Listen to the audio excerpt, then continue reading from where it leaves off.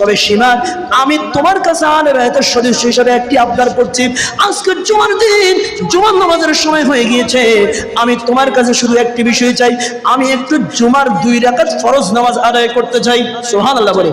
এবার হযরত ইমাম হোসেন রাদিয়াল্লাহু তাআলা আনহু তিনি কারবালা প্রান্তরের মধ্যে গেলেন। কারবালা প্রান্তরে গিয়ে চতুর্দিক থেকে কাফের মুশরিকদেরকে, অনেক কাফের মুশরিককে জাহান্নামে পাঠিয়ে দিলেন। পাঠানোর পরে চতুর্দিক থেকে যখন তারা পরিকল্পিতভাবে একসাথে হামলা করলো, হযরত ইমাম হোসেন রাদিয়াল্লাহু তাআলা আনহু তখন গুহার থেকে পড়ে গেলেন। ইমাম হোসেন রাদিয়াল্লাহু তাআলা আনহু তিনি যখন গুহার থেকে পড়ে গেলেন, ওনার বুকের উপরে সীমার এসে বসলো। সীমার বলে আমি এখন তোমাকে জবাই করব। এইভাবে সীমার হযরত ইমাম হোসেন রাদিয়াল্লাহু তাআলা আনহুর গলার মধ্যে ছুরি চালাচ্ছে। ইমাম হোসেন রাদিয়াল্লাহু তাআলা আনহু বলে, সীমার রে, আমার এই গলার মধ্যে একবার নয় 1000 বার যদি তুমি ছুরি চালাও, আমার গলা তুমি কাটতে পারবে না।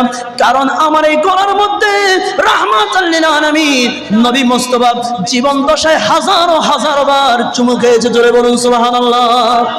এই গলা তুমি কাটতে পারবে না, তুমি আমাকে জবাই করতে পারবে যদি আমার গর্দান দিয়ে জবাই করো।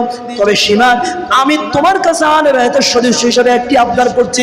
আজকে জুমার দিন, জুমার নামাজের সময় হয়ে গিয়েছে, আমি তোমার কাছে শুধু একটি বিষয় চাই, আমি একটু জুমার 2 রাকাত ফরজ নামাজ আদায় করতে চাই। সুবহানাল্লাহ বলে। সীমা বলে, ঠিক আছে, তোমাকে অনুমতি দিলাম। ইমাম হোসেন রাদিয়াল্লাহু তাআলা নামাজের মধ্যে দাঁড়ালেন। ওই কমবক্ত জালিমেরা নামাজের মধ্যে হযরত ইমাম হোসেন রাদিয়াল্লাহু তাআলা আনহুর গায়ের মধ্যে একে একে 72টা বীরযুক্ত তীর নিক্ষেপ করলো। হযরত ইমাম হোসেন যখন মাটিতে পড়ে গেলেন, এবার সীমা হযরত ইমাম হোসেনকে জব করে ফেললেন। দেখেন কত বড় নাফরমান, এদিক দিয়ে নামাজও পড়তেছে, এদিক দিয়ে দান সদকাও করতেছে, আবার এদিক দিয়ে আহলে বাইত রাসূলের সদস্যকে আবার জব করার জন্য আসছে।